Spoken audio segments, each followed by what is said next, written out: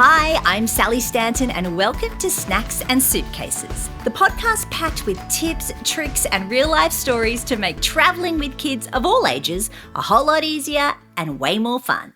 And today we're talking all things snow, where to go, what to pack and how to make the most of your ski holiday.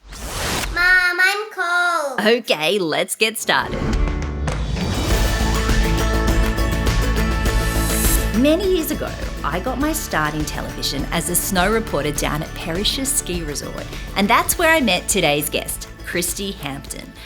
Christy and I were both up at the crack of dawn reporting on the fresh snow conditions overnight, before anyone else was up on the slopes. But, Christy wasn't just a great reporter. She was and still is an epic skier, adventure lover, and now a mum of 2 kids who are following in her snow-loving footsteps. And after years working in various ski resorts around the world, including a long stint in Japan, she's back in Jindabyne as the marketing manager for Tourism Snowy Mountains. Today, she's sharing her insider tips for having an amazing family ski trip and why snow holidays can make your kids more resilient.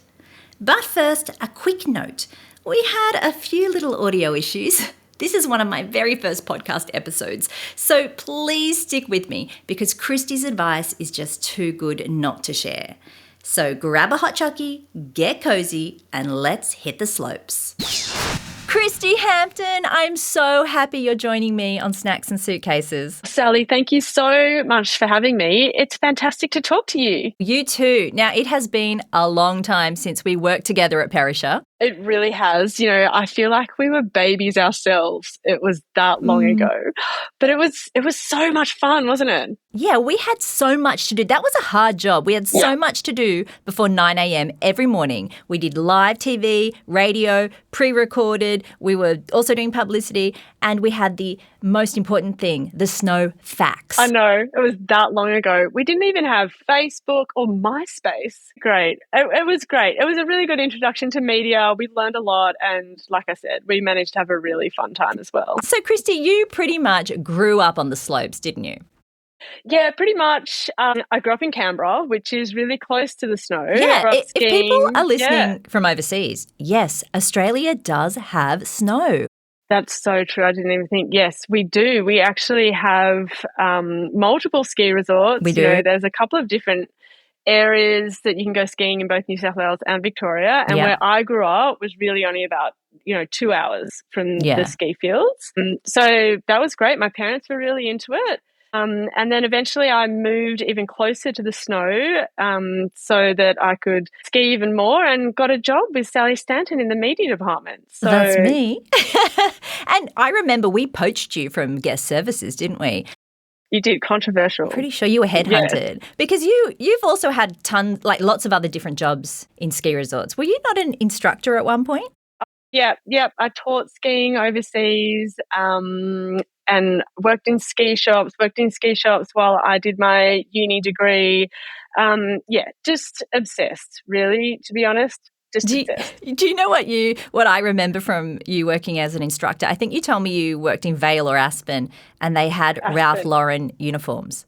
Yes, they did. It's wild. Wow. I think they still do, actually. Yeah, Aspen was very fancy. It was fun working there. Lots of celebrity sightings. You would have loved it, actually. I love that stuff. Mariah Carey. My favourite. Oh, God. So I could go on. Did you teach any celebrity kids? Didn't teach any celebrity kids. I taught a lot of kids that came from, very privileged background. I bet. Texas oil heirs and things like that. Whoa. Yeah, it was eye-opening to say the least. And then you found your way after Perisher in Niseko in Japan? Yes, I did. Met my now husband while he was also doing ski seasons. So, we call them ski bums. We were, we were season living to the season. dream. Yeah, season to season. So we met doing ski seasons in Jindabyne, and we were ski bums basically. That's what we did. We started doing winters back and forth between Japan and Australia. My husband opened a business over in Japan in a ski resort called Niseko. It's a ski shop actually. Well, and now it's multiple ski shops. Wow. Yeah, the business really grew, and that really ended up being our life and still is. Now we live in Jindabyne, which is where we met. Yeah. So we've gone full circle. We're still ski bums. We still live season to season. But we do have real jobs to go along with that, and a couple of kids as well. And a couple of kids who are also snow crazy, right?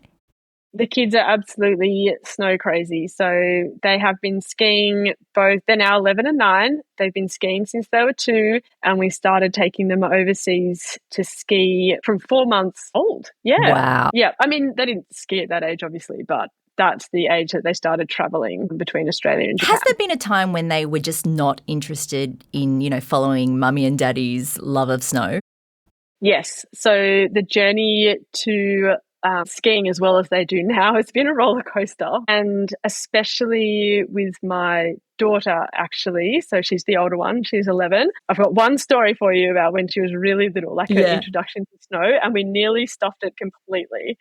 No. Basically, we're in Australia. We're in Thredbo, and we just wanted her to go on a toboggan. My husband took her on this toboggan down this really basic slope, but he didn't want to go too fast. So he actually dug his heels into the snow as they were traveling down the slope. The icy snow sort of flew up from his heels into my daughter's face. So by the time they got to the bottom, she was crying and screaming. No. And I just thought that was it. We thought that this was going to be the best introduction to snow ever, but it was the worst. And she didn't even want to touch snow after that. No. Yeah, that was we spent pretty much the rest of that trip just in the lodge trying to coax her back out onto the snow, and it was a disaster. So yeah, she didn't have the best start. Yeah. But we got through it, and yeah, she loves it. Wow, because your kids, they both compete in skiing like you used to do as a kid?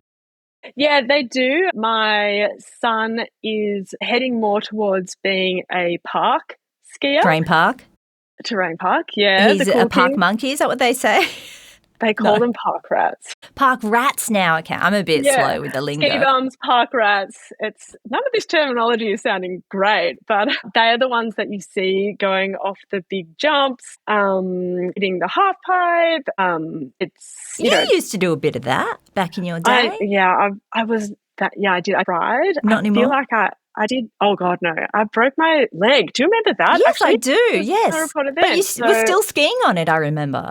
Slowly. Yes. I think I took like a week off. That was all I was allowed to take off. I remember our boss. Yeah. No, you've got a job to do, so you get out there and do it. We were tough. Yeah, I've got to say, Christy is like a superwoman. You really are. You're one of those people who just does stuff. Now you're weightlifting and CrossFit. But I do remember you being the best co-worker because you never whinged about anything we never whinged, and also all the physical stuff like getting your boots on and off and all that stuff which most people find annoying. You would just go do it and go to the top of the mountain, ski down for one run. Yeah, well, thank you. I think actually, like on the topic of kids skiing, that is it's a great way to build resilience in kids. Yes. They are out, like my kids are out there, in pretty wild conditions, especially in Japan. It's cold, it can be wet, it can be rainy. In Australia, a bit more than Japan. But they just get out there and they do it. And, I think it is one of those sports, one of those activities that does really help kids grow up learning how to cope with different environments, and they have to think for themselves a lot. And that's actually something we've really valued in bringing them up around snow and snow sports, is that level of resilience that they build and that we all do when we have to spend a lot of time in the cold, I guess. Yeah, you're absolutely right. It's kind of like going back to that snow reporting job. It made every other TV job I have kind of a luxury because it was tough out there. We'd be, 5 a.m. in the morning reporting on a blizzard. I think so. I definitely, well, and now that I live in Jindabyne, I would say too that, the kids that live here that my kids are friends with, that I'm friends with, they're all growing up in this similar environment. They go to school, and it was 10 degrees this morning, but my kids are still in their summer uniform. So, off they go in their shorts, they're running around. There's a bit of frost on the ground, but, it's a really outdoors focused upbringing for them. Which we really value. And yeah, I do put it all back to both myself and my husband. He grew up skiing. He grew up in Cooma, which I might get this wrong, but I think it's the coldest town in Australia. Is it? Yeah, I'm pretty sure. I could be wrong. Wow. But it's definitely one of, I'd say top 3 for sure. But he's tough too. So what is it that your family loves the most about the snow? There is a lot to love about the snow. I mean, like I said, it is an outdoor activity. There is zero screen time when you're out on the slopes. That is hard to come across these days. So we really value that. The kids are constantly learning something new and achieving something. I think so. My son is really heading down that terrain park freestyle skiing route. Yeah. My daughter is more interested in all mountain and backcountry skiing. Really? Already? Yeah, which isn't so much competitive at this stage, definitely not at her age, but it does really teach her a lot of coping skills. She's learning how to navigate her way down, big mountains in sometimes pretty extreme weather conditions, and she is doing really well in that. And she's space. 11. She's 11. Yes, I know. Wow. I think I sound a bit crazy that they're doing this now that I say it out loud, but this is great advice for parents. If you want your kids to be more resilient, snow holiday it is. Yeah, I totally agree. Yeah, just leave them out in the cold. Well, you know what? I'm with you. I love the snow too. I'm actually one of those crazy people who I don't actually like tropical islands for holidays because I don't like sand, sun, surf. Although never say never. Yeah, look, I'll do one now and then, but the heat, I don't love, that's not my thing. So for those families out there who are on the fence, they're thinking about doing a snow holiday with kids, they're just not sure, what advice can you give them? First of all, what do you think the biggest mistake is that families make when they decide to do that first snow holiday? I think the biggest mistake that families make is potentially not being organised enough and kind of underestimating what the conditions could potentially be like. I don't want to scare anyone off a snow holiday because it, like I've said and you've said, it is just one of the best things you can do as a family. But my advice would be prepared, and that down to, the kids' gear all the way up to having know where you're going to go for dinner. Like ski resorts are busy. You're not guaranteed of getting into a restaurant. Book some restaurants so the kids are going to have a good dinner, or book somewhere that you can make your own dinners so that that the kids they're going to be exhausted, so they're going to want to eat early, so you want to know where that meal is coming from and just be prepared. I've seen people, they seem to dress their kids in old gear or cheap gear, but kids almost need to be in better gear than adults. They feel the cold. Yeah, and they're falling over a lot more. Well, absolutely. Some of them. And they are. And also they love playing in the snow. Yes. So they're saturated a lot of the time. Take extra gear, take the warmest gear that you can, and really rug them up. What do you think for little kids? For little kids, my concern was always, should I put them in a one piece because, they are rolling around so the snow can't go up their back. But then what about when they need to go to the toilet? They're going to get the whole thing off. And I never knew what to dress my daughter in. Yeah, we've gone, when they were little, one pieces all the way. Yeah. So that, for exactly what you said, they're rolling around in the snow. The snow will get in any little crack it can find, and it can very easily make them quite miserable because they've got snow down their pants, they've got snow down their jacket, they've got snow in their gloves. Hopefully most kids are pretty competent with the toilet by the time they're on the snow. But I mean, that would be another bit of advice, is get them used to all of this gear before you go. Good idea. Dress them up before they go. Yes. So I remember do a dress rehearsal. Little dress rehearsal. Love it. Yeah. So both our kids would stomp around the house in their ski boots. Ski boots are weird. They're awful. We all know they, yes, uncomfortable. They can be very different to a sneaker, obviously. So get them stomping around the house. We even had them learning, how to click into their boots, get their boots into their bindings, goggles, helmets, everything. So they have to wear helmets. Yes, very important. They have to wear helmets. It's super important. Would you say rent gear or buy gear? Because I noticed when we went overseas to Whistler, it was actually cheaper to buy my daughter some ski gear. I could find good quality, affordable stuff online. Yes. So, well, look, my husband founded a rental shop in Japan. So, you've got the bargain stuff there. So, so obviously I'm a little bit biased towards rental, but of course, I would say, rent your skis or snowboard. I think when they're really little, you can rent their boots. It's definitely more cost effective. You can rent helmets as well. I think that's totally fine. As you said, for the actual gear, like their clothing, look at buying it if you can. Find, a decent deal online or, buy it from the ski shop when you get there. But you really do want to make sure that they're in all the right clothing. So, and gloves, as possible. gloves or mittens. Buy the gloves, buy mittens, 100. When they're really little, mittens all the way, because it can be really hard to get little fingers into little gloves. Yes.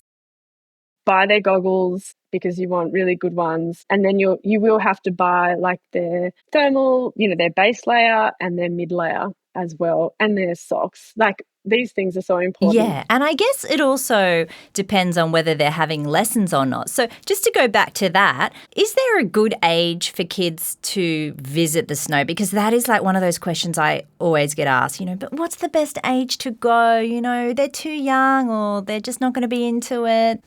Yeah, same. That is probably the question I get asked the most. I think, so most ski schools won't take the kids until they're 3, some even 4. So that's worth looking into and I must say, ski schools are the way to go.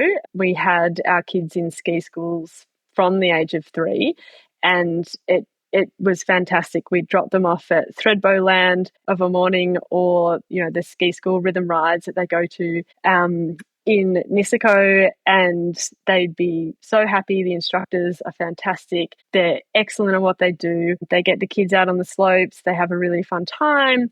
It's a really fantastic way for them to learn. So that's kind of where I would start, is how old they need to be to go into the ski school. I didn't realise it started at 3 or 4 in Australia. Yes. Wow. Well, actually, they won't take them if they're not toilet trained. So that's probably a good place to start. So my kids were toilet trained at 2 so that they could go into ski school at the age of 3. I love it. They have to hit their milestones or they can't ski. That's right. I love that. So that's definitely worth taking into account. And then also, I think I do see a case for kids not skiing until maybe they're 5 or 6. I guess it depends what you want to get out of your ski holiday as a family, and how much you want to ski down the track. But kids learn to ski definitely at the age of 5 and 6. They're a little bit stronger, probably a bit more resistant to the cold. Yeah.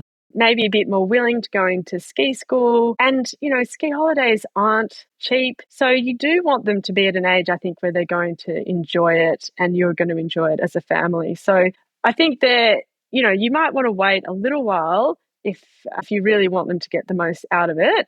Then I think 5 or 6 is a great age to start as well. They're still going to learn how to ski. They'll still be great at it. I know we're saying ski, but is that the same for snowboarding? Because I thought I read somewhere that they should be a little bit older if they're going to start snowboarding because it has something to do with the way their body grows.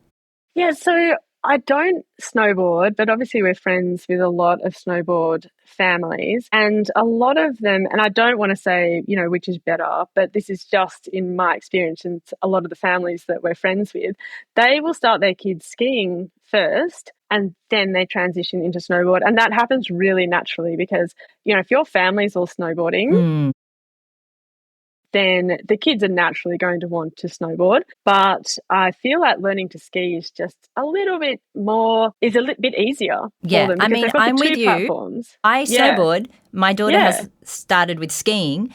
I want her to continue with skiing because when we've been overseas, nobody really snowboards. It's just Australians. And I don't know, I just feel like I don't want to be 60 years old on a snowboard. I want to be skiing, but I don't think I'll be able to do that because I just snowboard now.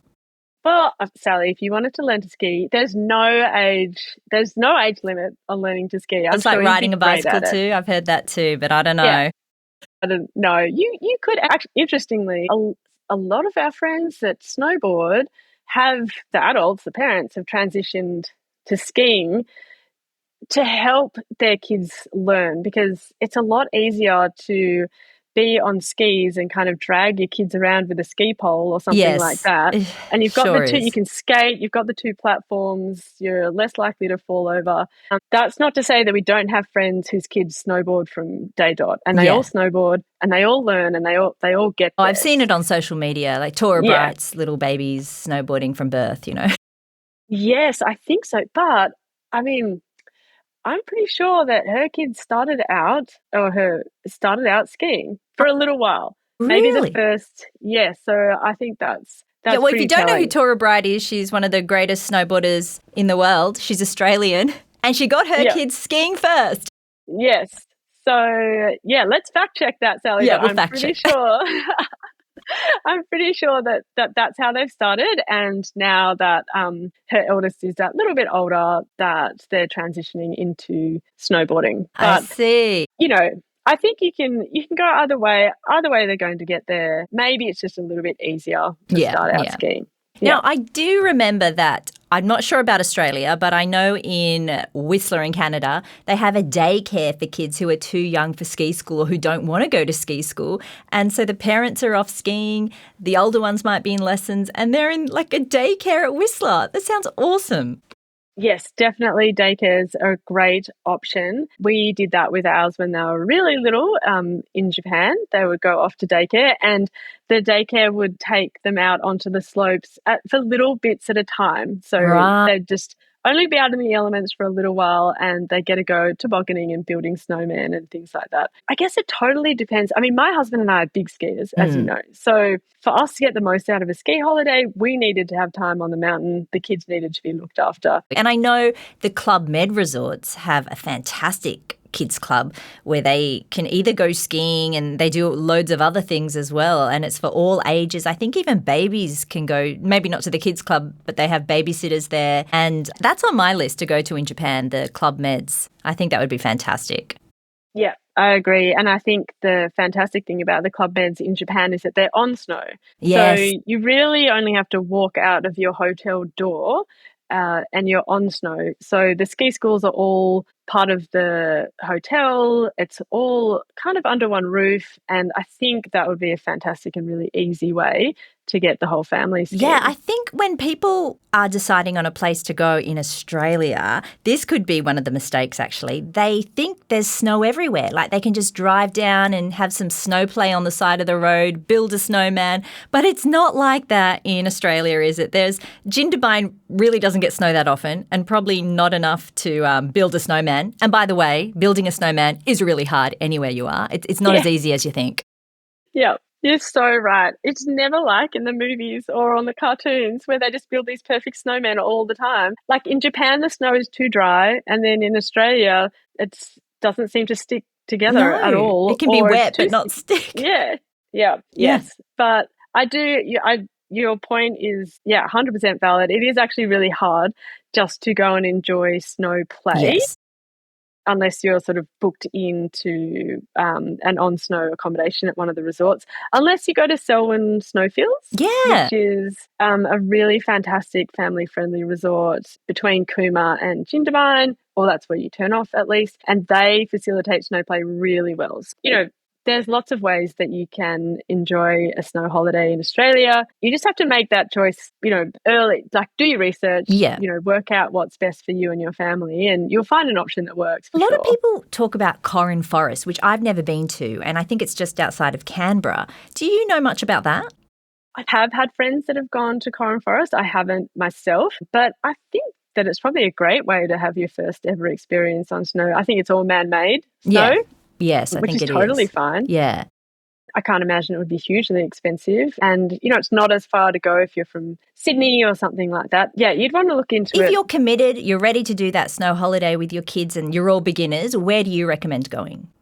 I recommend, all the resorts in Australia are fantastic. You can't go too wrong. They all seem to have their strengths, I guess. We, as a family, we ski both Thredbo and Perisher. We're very lucky that we have those options right at our doorstep. Perisher is fantastic because a lot of the accommodation is on snow, so you can walk out your door, and if you can't ski out the door, you could at least have a lot of snow play out the door and it won't be far to the slopes.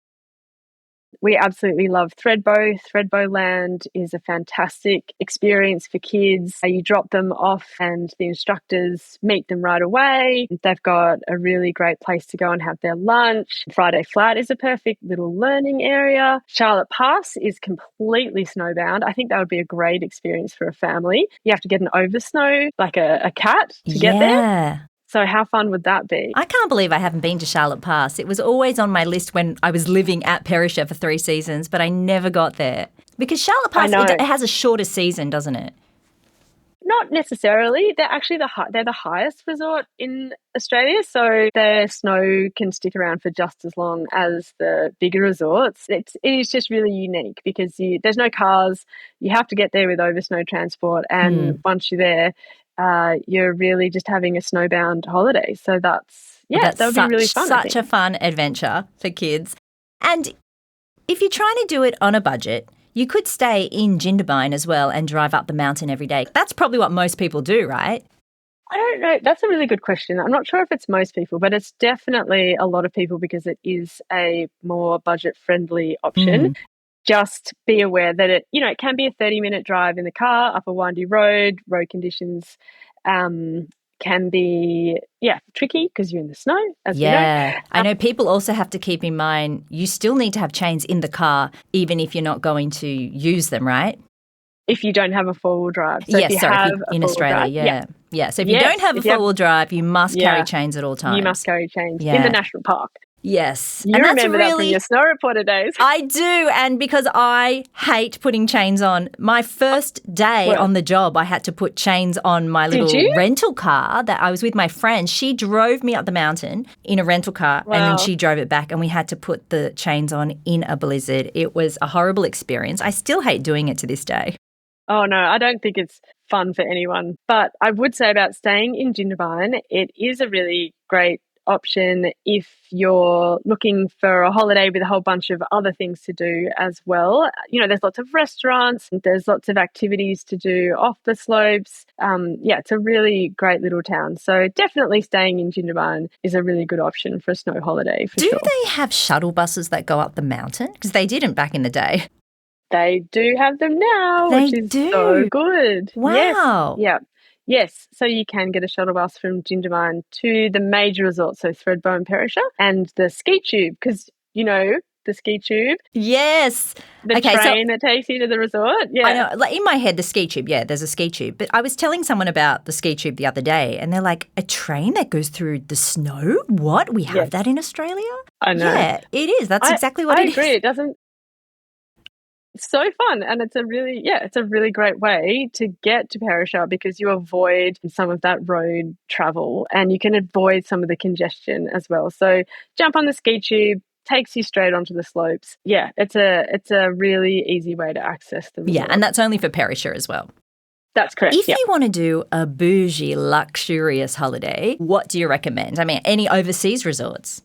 Yes, well, look, it is not hard to have a bougie, luxurious ski holiday, let me tell you. I think there's some of the best holidays you can have, bougie snow holidays. Yes, absolutely. Look, you're not spoilt for choice. Aspen, is incredible. In any resort in Europe, there's so many. I think if I was going to pick my ultimate bougie ski resort, it probably would be Aspen because I absolutely love it. The mountain is incredible. There's 4 mountains to choose from. You can stay in like an oversized log cabin with a fireplace, with a hot tub, right on the slopes. Do your celebrity spotting, ski some of the best, best run. Like it is actually a really good ski. Like if you're a hardcore skier, Aspen is fantastic. Yeah. And then if I was going to Japan, obviously I do all the time, I would choose Niseko because, again, there's really beautiful places to stay. Restaurants are excellent, lots of dining options, and also lots of options for the kids to do. Ski schools are great.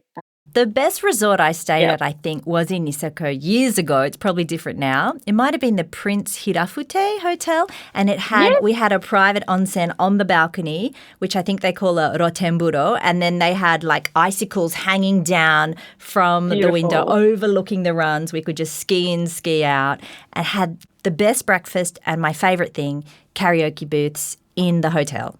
I mean, say no more. Absolutely love karaoke, but that is onsens that will make your ski holiday. As a family, you can take the whole family to a mixed onsen in Japan, which is in Niseko. I'm sorry, which is rare, as you know, they're not everywhere. Yeah. But there is one that you can go to near Niseko, and it is just such a fantastic experience. I feel like we could do a whole nother chat on Japanese ski resorts because they've become so popular for Australians. Do you think it's becoming a little too busy now? Look, this is a contentious issue, Sal. I go there all the time. Yeah. Okay, so this is my professional opinion. This is my honest opinion. No, I don't think it's too busy. I really don't. When I look at resorts all around the world, I still think that where we ski in Niseko, yes, you're going to get some lift lines, but that is just par for the course with skiing. If you're up early, if you're on the hill early, if you've dropped the kids off at their ski lessons on time, then you are on that mountain and away. And you're still going to have the absolute best time. Yeah. I mean, if you have the flexibility, book outside of peak times. Don't go at Christmas. Maybe avoid the school holidays if you can. Yeah. And then there's other resorts in Japan that are so quiet. So you could not just book out of peak times, but don't book those really well-known resorts. Yes, exactly. And you'll probably find that you have the slopes to yourself, which is the ultimate. Unbelievable. That's where my next snow holiday is going to be, I think. It'll be Japan or overseas I'll hold somewhere, you to that. Yes, I'll see you over there. I do remember visiting you in Niseko years ago, and I think you were doing snow reports there as well. Yes. Yep. That was a lot of fun. Back to back. Now, as I get older, Christy, I do quite enjoy the Apres ski life, which, if you don't know what Apres is, it's French for after, really. I don't know how it became entwined with ski, Apres ski, but it just became the word either, for... But basically it's after ski. Yeah, anything you want to do off the slopes, isn't it? Yes, absolutely. Yeah. So how much of an Apres ski scene is there at the Australian resorts? Big time, yes. Really? Great. Absolutely. I think Thredbo is a fantastic example. Mm-hmm. They have heaps of music, lots of different live acts throughout the winter, fantastic bars on the pretty much on the slopes, right near the slopes. Yeah. Yeah, it's not hard to get a drink in Thredbo. Let me just say that. And what about for the kids? If you've got a kid who is just, not having it, doesn't want to ski, doesn't want to snowboard, or there's a blizzard, the lifts are on hold, is there are many things to do other than on-snow activities in Australian resorts? There are loads of things to do off the snow. And actually, one tip would be during your ski holidays to actually try and schedule a day off the snow. Or Good at idea. least sort of not even, maybe you don't have to schedule it. Don't be annoyed if you have to have a day off the slopes, because it is exhausting, like I've said before. It's tiring for the kids. I think they get more tired than a lot of other activities because they're literally keeping themselves warm all day on top of their physical activity that they're doing. So I think down days are a great idea. Don't want to sound like a huge advocate for screen time, but, a movie day in the lodge in front of the fire can be a really fun part of the holiday as well. Yeah. So, and there's a cinema in Jindabyne, right? There is a cinema in Jindabyne. It's still there? Absolutely. It's still there, yes. So, you could get out of the resort, go on a little road trip. There's lots of really nice restaurants that are off the slopes between the resorts and Jindabyne. There's the Wild Brumby Distillery, which we love. Yes, restaurants at Lake Krakenbach Resort, and then all the restaurants in Jindabyne as well. So I would actually, embrace a day off the slopes. Yeah. In Thredbo, they have a fantastic new addition, the Alpine Coaster, which is a roller coaster on the snow, pretty much. Not as hectic as, say, one of the big theme parks, but it's enough. I screamed a bit, I'll admit it, when I first went on it. Yeah, it gets the G-forces going and the kids love it. So that is awesome. That's a great option. Is it kind of like, what do you call those things? Like a toboggan almost that you sit in. They've got one in Queenstown at the top of the hill. I can't remember what they luge. do. Yeah, no. So that it's more like a mini roller coaster. So you're actually sitting in like a little cart, and you get taken up the hill, and then you come down, and there's like S-bends, and it's really good. And that you're sounds strapped fun. in, and you've got a brake, so you can go as fast or as slow as you like. I recommend going fast. But yeah, that's a lot of fun, and that's a pretty new addition at Thredbo, and it really. Yeah, it's definitely something. That's open year round, but it's definitely something fun for the kids to try when they're not on the slopes. Yeah, that's fun. Thredbo does have quite a lot because they have the little shops in there, and they still have the swimming pool you can go to. They do, yes. The leisure centre is really fun. They call it Mission Inflatables. It's like what do you call it? Obstacle course. It's an obstacle course on the pool, and then they've got pool slides, and there's loads to do. In Parashatu, you're generally staying on the snow, so just getting the kids out and snow play, building snowmen like we said, which is harder than it looks, but giving them a go at it. So you can really you can have a lot of fun. I know you're a Snowy Mountains girl, but in the Victorian resorts I was having a little look to see what they have, because I've actually never been to any of those resorts. Bulla has a little town with the movie theatre. I think the best thing about the Victorian resorts, the best thing, Falls Creek is right on snow as well. So your accommodation is going to be on the snow. If you can swing it, being in on snow accommodation just makes everything a bit easier. We haven't spoken yet about how difficult it is for kids to carry all of their gear. Yes. So if you can minimise yes. So you might remember little Piper and her skis and her poles. Yeah, it gets really heavy really quickly. I don't think she's ever carried them once, Christy.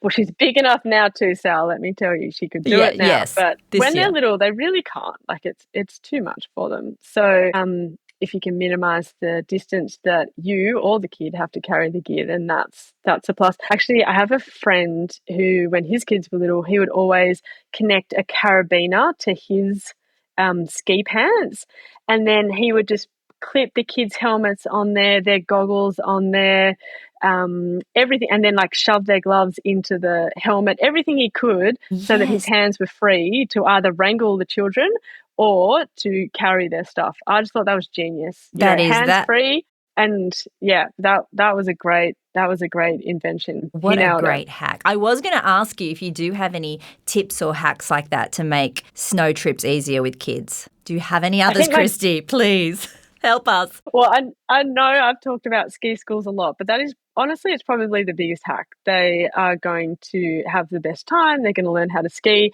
And you are then going to be able to go off and have your own ski holiday. My best piece of advice with ski schools is, and I don't want to sound mean, but you have to drop and run. You have to drop your child, your little darling, and know that they are safe and that the ski instructors are incredibly good at what they do, and then run away. I totally understand. I 100% get it, Christy, but I am one of those anxious mums, and I'm terrible. I've done it my daughter's whole life. Even at daycare, I would be hanging around the corner and she'd see me and I'm thinking, oh, God, get out of there. And then I turn around and keep turning around. And even now, sometimes at school drop-off, it's like that. I get it. It is hard. And trust me, I went through the roller coaster of emotions as well. But for us, it worked really well. And so many of our friends, it worked really well. It's actually a lot easier for the kid to learn and immerse themselves in the experience if you're not there.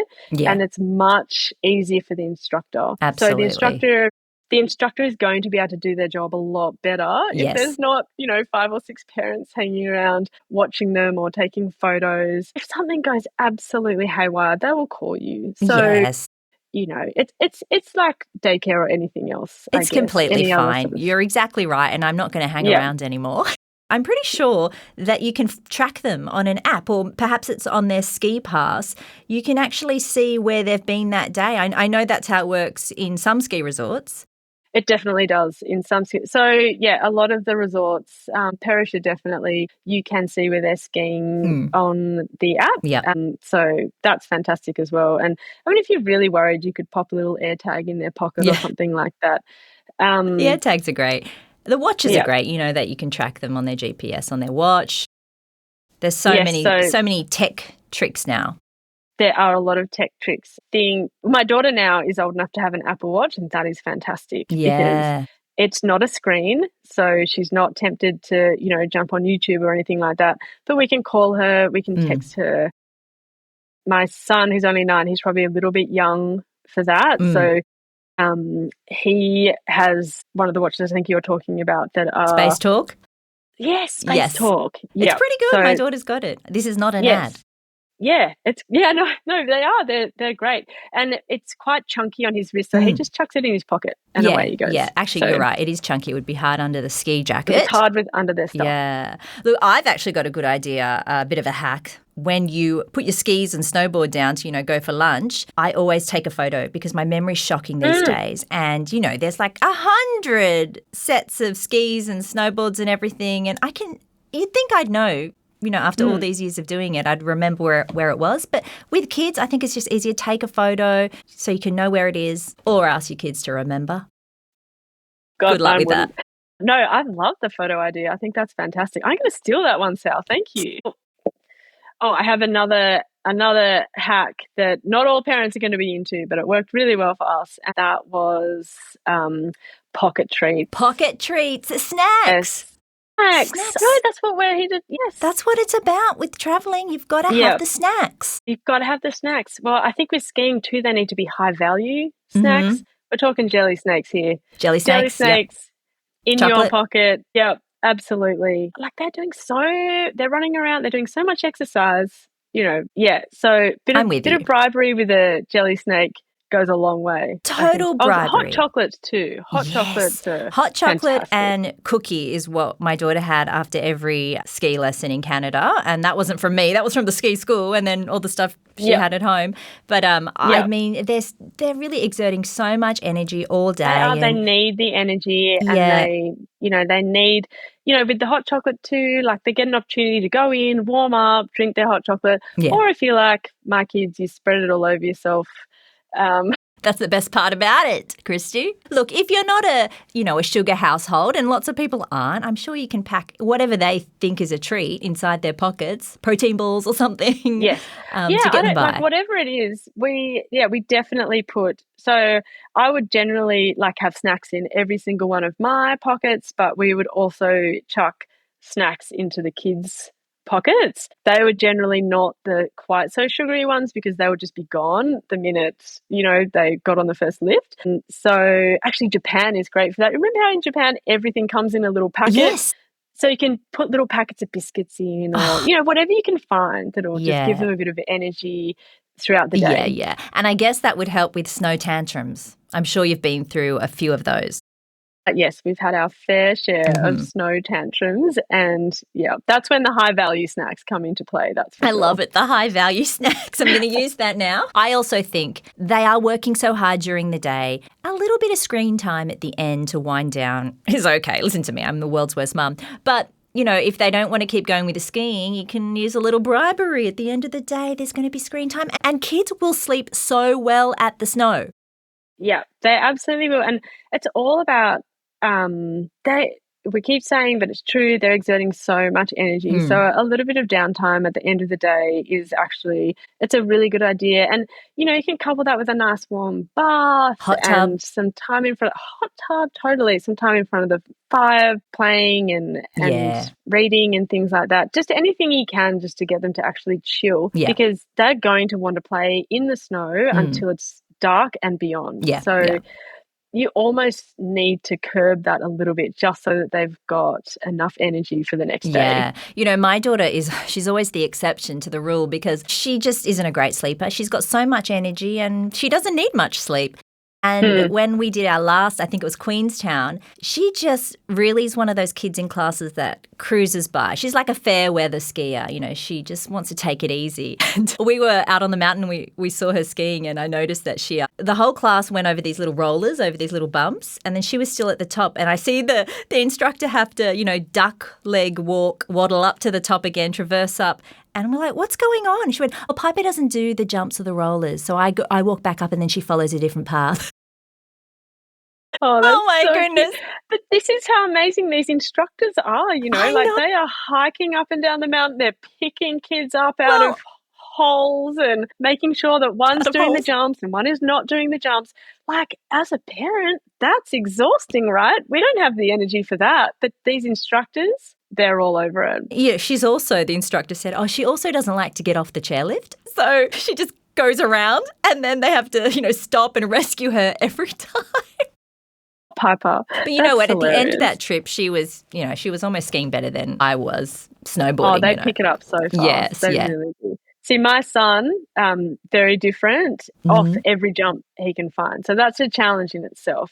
Daredevil. Having a tiny kid skiing around the mountain as quickly as he can. I used to get annoyed at my husband because he is a fantastic skier and he will do every jump. He never just skis down a run. Normally, there's always got to be, some sort of jump or, some death-defying stunt involved. And then my 5-year-old or even 3-year-old son was following him. And I was like, he's going to do monkey see, monkey do. Yes. He's like one of those kids on social media that you see. They can't walk, but they can ski. Yeah, he was pretty much like that. Yeah, he's all over it. Wow. Now, I think I touched on this before, but I might ask again if you have any budget-friendly tips for having a snow holiday with your kids. Definitely. I think the best thing that you can do is have a look at the time of year that you're going to take your holiday. So in Australia, those peak times are definitely going to be your school holidays. August is always super busy. You're more likely to get a good deal at Thredbo or Perisher or any of the resorts during spring. Definitely, at least on your accommodation and things like that. They do have dynamic passing on prices, so that's worth looking into. Depending on what time of year you're going, it might be slightly cheaper for the pass as well. Mm-hmm. And then the smaller resorts like Selwyn, Charlotte Pass, I think in Victoria, probably Mount Baw, they are priced a little bit better for families on a budget. But I think really you can have a ski holiday anywhere as long as you jump online, look at the kinds of deals that they've got at certain times of year, be flexible. Yeah. And then, like you said before too, you might want to stay in Jindabyne or Cooma or somewhere like that. And there are some great options. I think is there still a caravan park in Jindabyne? Yeah, absolutely. There's a few. Yeah, so that's a great option too. And there's the station that's usually more affordable than some of the other places. Ski Rider, which is halfway up the mountain to Perisher. I just saw an ad the other day that had some really great deals where kids are free, I think, under 14. So you just have to, do your research. Yeah, you just do your research, look around, think about what time you want to go, and then and book accordingly. Have you had any family snow trip fails that you've learned from? I wouldn't say like the entire trip has been a fail, but we've definitely learnt from mistakes along the way. Probably the hardest thing about the ski holidays that we've done, or anything to do with skiing that we've done, is the getting ready in the morning part. Getting the gear on and losing gear. I can't even tell you how hard it is to keep track of those tiny little ski gloves. Yep. So getting ready the night before, I mean, it probably sounds really obvious, but when everyone's tired after a big day skiing, it's kind of the last thing you want to think about is getting ready the night before, or be prepared to get up a little bit earlier in the morning. But you know how we were talking about tantrums on snow? I think actually most of our tantrums came before they even got onto the snow. Yeah, I agree. So, yeah, I think that's a big thing. Just being as organised as you can from the get-go is definitely the key to success. Yeah, I like little baskets near the door I've only got one child, but I've been with another family, and everyone had a little basket or a section where they put their helmet, their gloves, their their boots. We put the boots on at home, actually, if we're close to the resort, and they walk in the boots. We don't swap the shoes around. Do you think is that a better thing to do? I think that's a great idea. Yeah. Just the more organised you can be, the better. I know a lot of resorts also, they have so we've skied quite a bit in Italy at a resort called Livigno, which I totally recommend, and they have lockers on snow. So perfect. Yeah, we would rent a locker, and then similar to what you're saying, everybody's gear at the end of the day goes into a locker. They're heated, so even the boots can go in. Oh. Yeah. So that's a really great way to avoid losing your gear or, those terrible tantrums before you get on the slopes. And you can definitely put your recommend gloves that. in there and heat up your gloves, and you put them on in the all morning. warm I the love next that. day. I know. That's such a good idea. Why don't they do that here? Maybe they do, to be honest. I think because we live here, I haven't explored it, but they very much could. I'm not sure. The resorts are improving every year, aren't they? There's new chairlifts going in at Perisher. I believe they got rid of the Perisher double, the rickety old chairlift. Yes. That you felt like you were going to tumble out of? I know. And now, so I skied Perisher when I was really young, and that was always the biggest challenge of our ski trip, was to ride the black Perisher double chair. It was terrifying but exhilarating at the same time. Yeah. So I was sad when they ripped it out, but I completely understand. So they're going to have a new 6-seater chairlift in Perisher this on season. Mount P. Yeah. Wow. Which will whisk, people from the bottom to the top of Mount Perisher really quickly, and that is going to be a lot of fun to ride. I can't wait to try And that'll help with lift lines too, won't it? Yeah, that'll help with lift lines, definitely. I mean, those 6-seater chairs, Perisher has the 8-seater chair on Front Valley. The more people they can move up and down the hill, the better. So, yeah, that'll be a good one. Thredbo has a gondola now. That is a lot of fun. And actually, that is a fun thing to do whether you're on snow or off snow. So you can get a pass that lets you just ride the gondola, and there's a restaurant at the top of it called Merritt's.